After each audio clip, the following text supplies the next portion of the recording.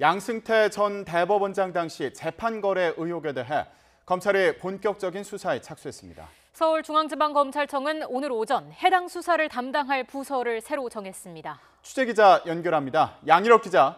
네, 서울중앙지방검찰청입니다.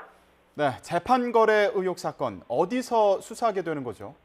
네, 검찰은 오늘 오전 사법행정권 남용 의혹 사건을 서울중앙지방검찰청 특별수사 1부에 배당한다고 밝혔습니다. 기존의 사건을 맡고 있던 공공형사수사부가 삼성의 노조와의 수사를 맡은 점을 감안한 것으로 보입니다. 검찰 역시 사안의 중요성과 부서 간의 업무 부담 등을 고려한 결정이라고 설명했는데요. 그동안 검찰에 접수된 양승태 전 대법원장 등 이번 의혹 대상자들에 대한 고발은 15건이 넘습니다. 검찰은 앞서 법원 특별조사단의 보고서와 98개 공개 문건 등을 검토하면서 수사 가능성 등을 따져본 것으로 전해졌습니다. 네, 그럼 앞으로의 검찰 수사 어떻게 진행될까요? 네, 검찰은 먼저 고발인 조사를 마친 뒤에 증거가 될 수 있는 문건을 입수하는 절차에 착수할 예정입니다. 양승태 사법부 당시 법원행정처 관계자들이 만든 문서들인데요.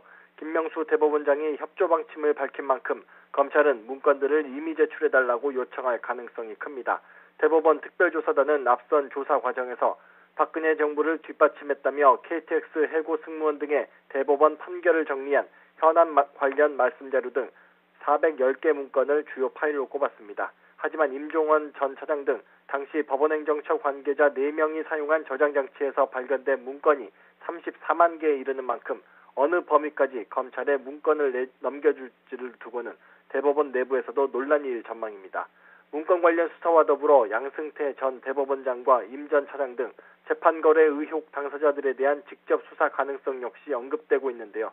검찰은 문건에 대한 증거 분석을 마친 뒤 당시 법원 행정처에서 근무한 판사들로부터 차례로 불러 조사를 진행할 것으로 보입니다. 지금까지 서울중앙지방검찰청에서 YTN 양희택입니다.